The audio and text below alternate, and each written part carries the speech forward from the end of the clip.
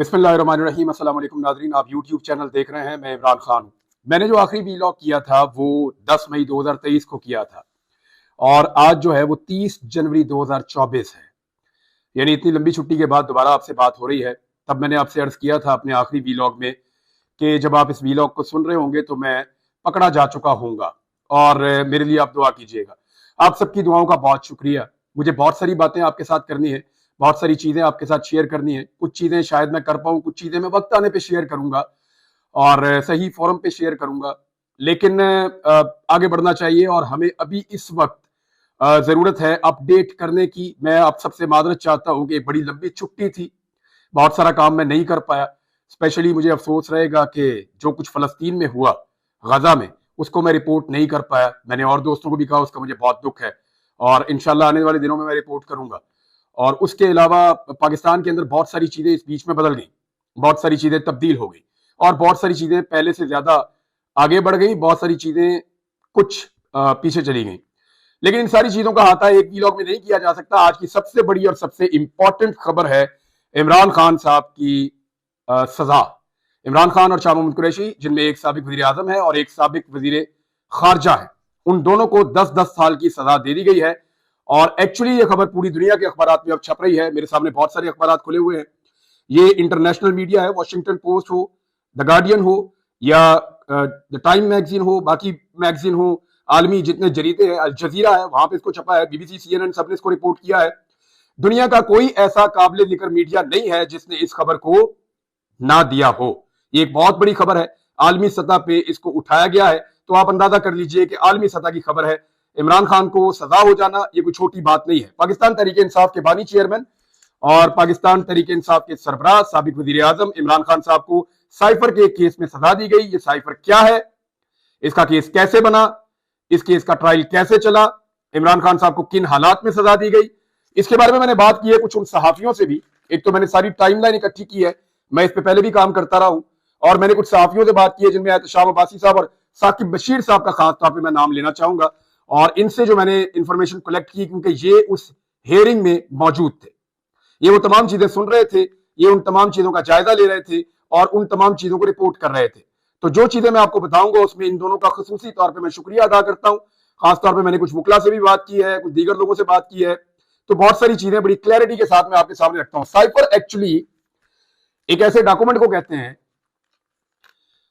जो एक कन्वर्सेशन होती है दो मुल्कों के दरमियान, और उसको खास किस्म के कोड्स होते हैं जिनके जरिए से इसको लिखा जाता है, साइफर। और इसको डी कोड भी किया जा सकता है। डी कोड कर इसके लिए बाकायदा एक अमला मौजूद होता है वजारत खारजा के अंदर। लगभग दर्जनों की तादाद में इन लोगों की अपॉइंटमेंट्स होती है। ये 16वें ग्रेड या उससे ऊपर के ऑफिसर होते हैं जो इसको डी कोड कर सकते हैं। दो मुल्कों के दरमियान जो बातचीत होती है उसको जब लिखा जाता है तो एक कोड लैंग्वेज है जिसके अंदर लिखा जाता है, वो जो डॉक्यूमेंट है उसको साइफर कहते हैं। इमरान खान साहब के बकौल उनके पास एक साइफर आया था और उनको इसके बारे में पता चला था शाह महमूद कुरैशी साहब के जरिए से, जिसमें अमेरिका ने मुबैना तौर पर इमरान खान साहब के बकौल यह मुतालबा किया था कि इमरान खान साहब की हुकूमत को गिरा दिया जाए। नंबर एक ये बात की गई थी। नंबर दो ये बात की गई थी कि जो ताल्लुकात रूस के साथ इमरान खान साहब के बन रहे हैं उस पर एक एतराज था। और नंबर तीन ये था कि अगर इमरान खान की हुकूमत नहीं गिरती एक तहरीक अदम एतमाद के नतीजे में, तो फिर पाकिस्तान को उसके नताइज भुगतना पड़ेंगे। ये जो चीज है ये इमरान खान साहब ने सामने रखी थी पाकिस्तान के अवाम के। पहली मरतबा साइफर को सामने लाया गया था 27 मार्च 2022 को। इमरान खान की हुकूमत के खिलाफ जो तहरीक अदम एतमाद पेश की गई थी वो मार्च के दूसरे हफ्ते में पेश की गई थी, यानी 8 मार्च को वो तहरीक अदम एतमाद जो है उसको जमा करवाया गया था। और उसके बाद 10 अप्रैल को इमरान खान साहब को घर भेज दिया गया था, उनकी हुकूमत खत्म हो गई थी। इमरान खान साहब ने यह कहा था कि यह साइफर एक रीजन बना है और मुझे एक साजिश के तहत निकाला गया है। अच्छा, इस साइफर में हुआ क्या क्या? एक तो इमरान खान साहब ने पब्लिकली इसके बारे में बताया पहले। दूसरा, इमरान खान साहब ने इसके ऊपर एक नेशनल सिक्योरिटी कमेटी की मीटिंग भी बुलाई और उस नेशनल सिक्योरिटी कमेटी की जो मीटिंग है उसमें लाजमन पाकिस्तान के अहम इदारों के सरबराहान और पाकिस्तान की जो पॉलिटिकल एलीट है या कैबिनेट के लोग हैं, प्राइम मिनिस्टर समेत, वो सब बैठते हैं। तो उस पर अमेरिका को डिमार्श किया गया था, यानी अमेरिका से एहतजाज किया गया था कि हमारे अंदरूनी मामले में ये एक ब्लेटेंट इंटरफेरेंस है, एक मुदाखलत है पाकिस्तान के अंदरूनी मामले में। तो उस पर फिर एक डिमार्च किया गया था, यानी पाकिस्तान ने उसके ऊपर एक एहतजाज किया था। पाकिस्तान में भी और वाशिंगटन में भी, दोनों तरफ ये एहतजाज हुआ था। उसके बाद एक हुकूमत और आई, इमरान खान साहब की हुकूमत खत्म हो गई, शहबाज शरीफ साहब की हुकूमत आ गई, और उन्होंने ये जरूर कहा कि ये साजिश नहीं है। यानी दोबारा जब नेशनल सिक्योरिटी कमेटी बैठी तो उन्होंने कहा ये साजिश नहीं है, लेकिन उन्होंने भी इसको अंदरूनी मामले में मुदाखलत करार दिया था। अब कहानी ये बनती है कि इमरान खान साहब के बकौल अमेरिका पाकिस्तान के अंदरूनी मामले में मुदाखलत कर रहा है, और इस बात को पीडीएम की जो हुकूमत बनी थी उसने भी आकर सेकंड कर दिया था कि ये मुदाखलत तो है। अब इमरान खान साहब कह रहे थे कि ये मुदाखलत एक साजिश है, लेकिन जो पीडीएम की हुकूमत थी वो कहती है साजिश नहीं है। फिर साइफर के बारे में अजीब अजीब कहानियां चलना शुरू हुई। कुछ लोगों ने यह कहा, सियासी लोगों ने, कि ये तो खाली सफा था, इमरान खान ने लहरा दिया। कुछ लोगों ने कहा था साइफर का वजूद ही नहीं है। कुछ लोगों ने कहा कि ये झूठ बोल रहे हैं, ऐसा कोई खत आया ही नहीं, ऐसा कोई साइफर आया ही नहीं। यानी हर आदमी ने अपनी अपनी जबान बोली, लेकिन अब उसी एक चीज के ऊपर जिसको सारे डिनाई कर रहे थे, इमरान खान साहब को और शाह महमूद कुरैशी को 10 साल की सजा सुनाई गई है। अब आप जरा ये देख लें कि इमरान खान साहब ने इसके बाद एक मौकिफ दिया है। मैं इमरान खान साहब का मौकिफ आपको बताता हूं, और ये भी मैं आपको जो जर्नलिस्ट वहां पे मौजूद थे उन्होंने जो इन्फॉर्मेशन मुझे दी वो मैं आपको बता देता हूं कि ये 342 का एक बयान है जो रिकॉर्ड करवाया आखिर में इमरान खान साहब ने सजा वाले दिन, यानी आज के दिन, मंगल के रोज। तो इमरान खान साहब ने कहा, बताना चाहता हूं कि असल साजिश कैसे हुई, और उन्होंने कहा कि वजीर आजम ऑफिस की सिक्योरिटी की जिम्मेदारी मिलिट्री सेक्रेटरी की होती है। साइफर मेरे ऑफिस में था, प्रिंसिपल सेक्रेटरी और मिलिट्री सेक्रेटरी के पास किसी भी दस्तावेज की सिक्योरिटी की जिम्मेदारी होती है। 3.5 साल के दौरान बतौर वजीर आजम सिर्फ एक दस्तावेज गायब हुई जो साइफर था। साइफर की गुमशुदगी पर मैंने मिलिट्री सेक्रेटरी ब्रिगेडियर अहमद साहब से पूछा, इसकी इंक्वायरी करें, और उसके बाद उन्होंने कहा, इमरान खान साहब ने इसमें साबिक आर्मी चीफ जनरल बाजवा पर इल्जाम भी लगाया, और उन्होंने कहा कि जनरल बाजवा साइफर मामले से डरे हुए थे, और ब्रिगेडियर अहमद मेरे पास आए और उन्होंने कहा कि इंक्वायरी की है, साइफर का कोई सबूत नहीं मिला।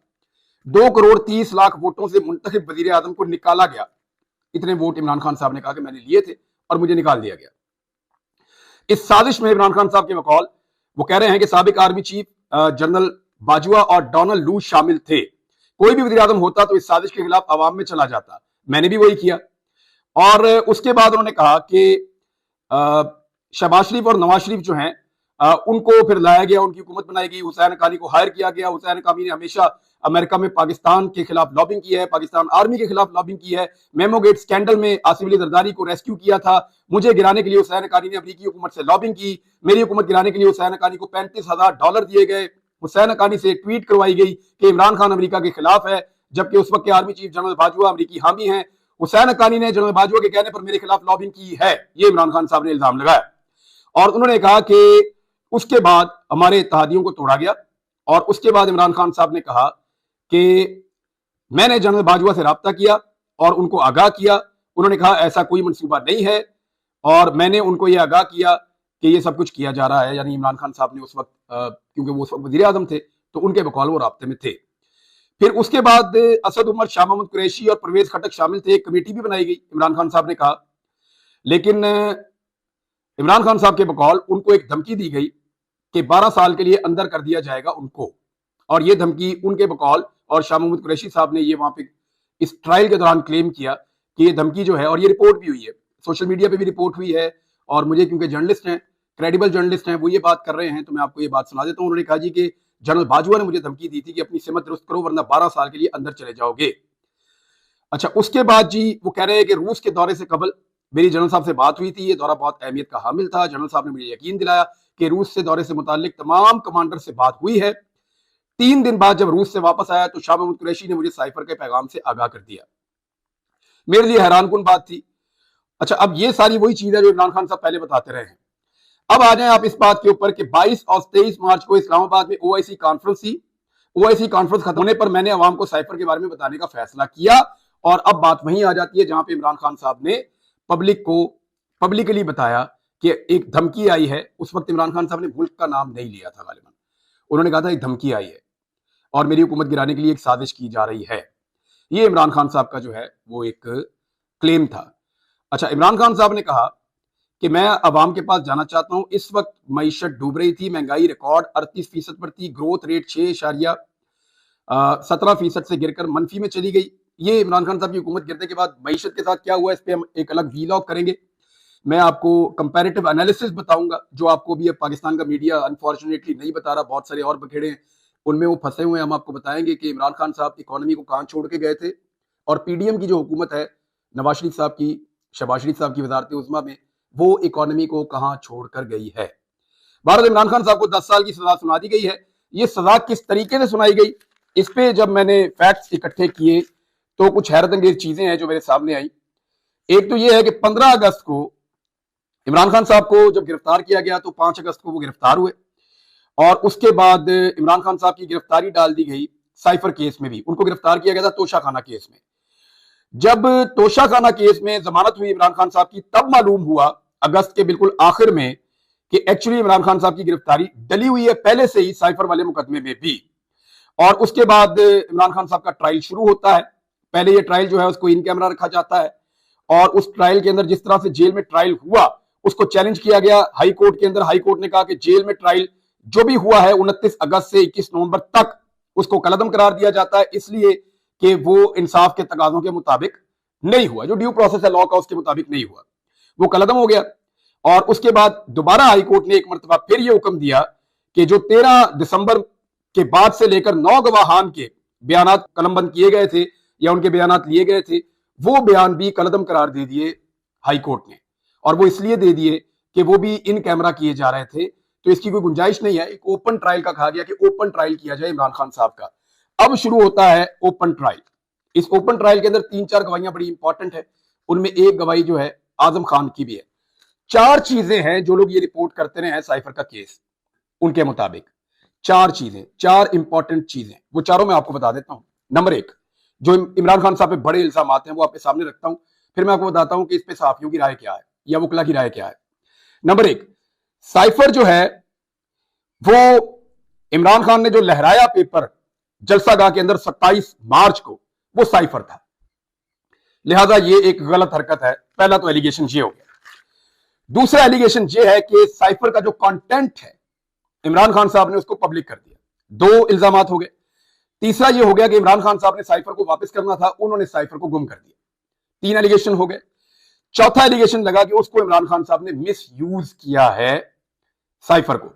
ये 4 एलिगेशन हैं जो इमरान खान साहब के ऊपर इस केस में लगे हैं।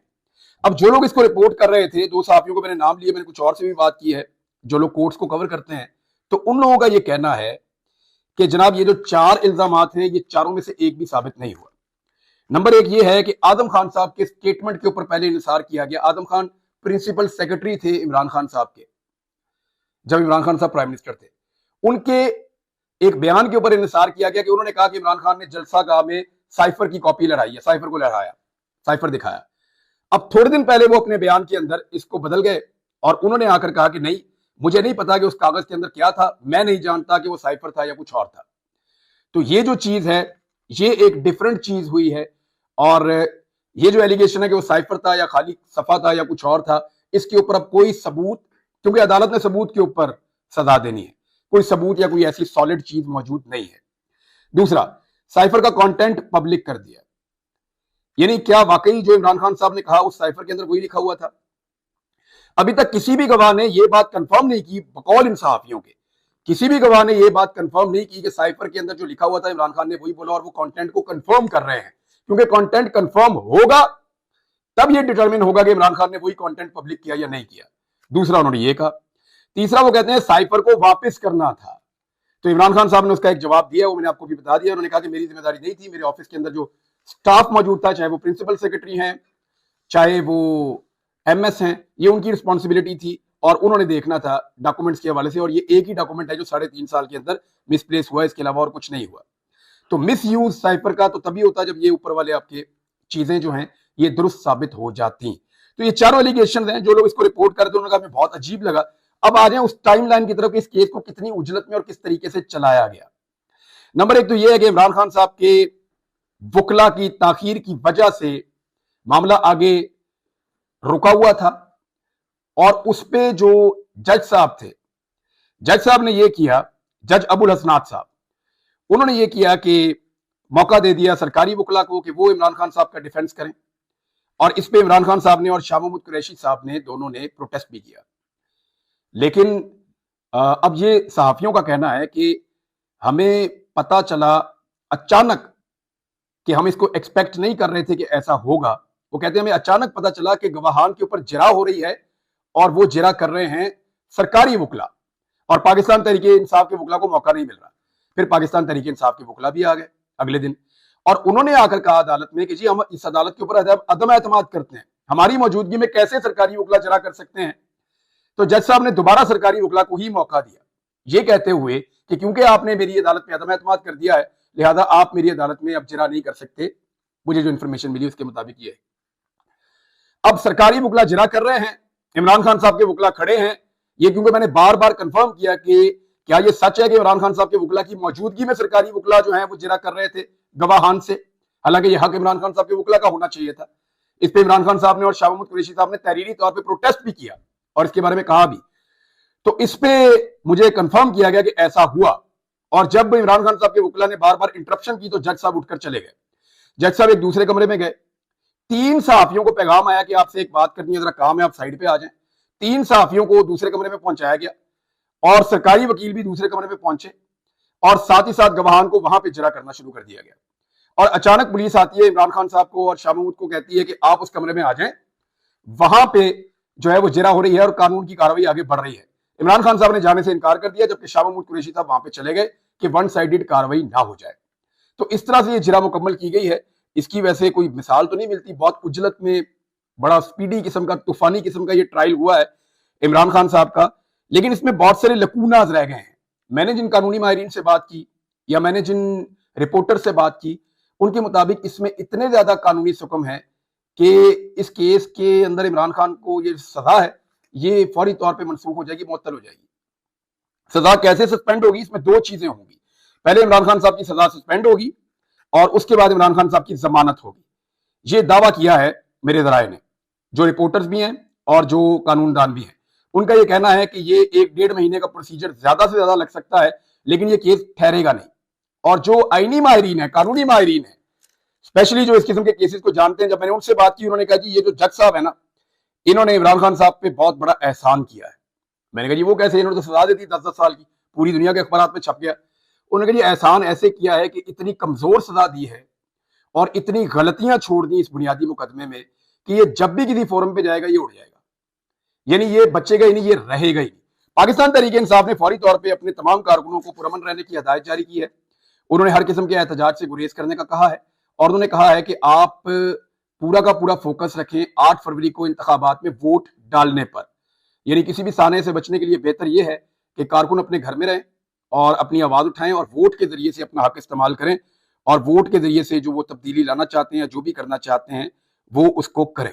अब साइफर की हकीकत और सिचुएशन ये है नाज़रीन, मैं इसमें एक चीज आपको बता देता हूं कि पाकिस्तान की 2 हुकूमतों ने, एक इमरान खान की हुकूमत ने, एक शहबाज शरीफ की या पीडीएम की हुकूमत ने, दोनों हुकूमतों ने इसको पाकिस्तान के अंदरूनी मामले में मुदाखलत करार दिया है। सादी बात यह है, दोनों हुकूमतों ने कहा कि यह साइफर पाकिस्तान के अंदरूनी मामलात में मुदाखलत है, और जिस आदमी ने यह आवाज उठाई आज उसको 10 साल की सजा सुना दी गई है। तो ये तो पाकिस्तान के अंदर पार्ट ऑफ द गेम है, ये चीजें तो होती हैं। लेकिन एक चीज बड़ी क्लियर है कि जिस तरीके से ये केस चला है ये आगे ठहरेगा नहीं, ये किसी भी अपील में फारिग हो जाएगा, ये जिस फोरम पे जाएगा वहां पे फारिग हो जाएगा। और इसके अंदर जो कानून को जानने वाले हैं उन्होंने कहा कि ये जो जज साहब हैं जिन्होंने ये केस सुनाया, बज़ाहिर पाकिस्तान तहरीक इंसाफ के लोग उनको एक अलग नजर से देख रहे हैं, लेकिन ये उनका एक बहुत बड़ा एहसान अजीम है जिस तरीके से उन्होंने इस केस के अंदर गलतियां छोड़ दी। ये केस यानी अब तो ये केस का फैसला आ चुका है ना, तो आप इसको अच्छा या बुरा कह सकते हैं। तो जितनी गलतियां इसमें छोड़ी गई हैं, इसमें इमरान खान साहब के साथ कुछ बुरा होने वाला नहीं है फ्यूचर में। अब तक के लिए इतना ही, अपना ख्याल रखिएगा, अपने चैनल का भी। अल्लाह हाफिज़।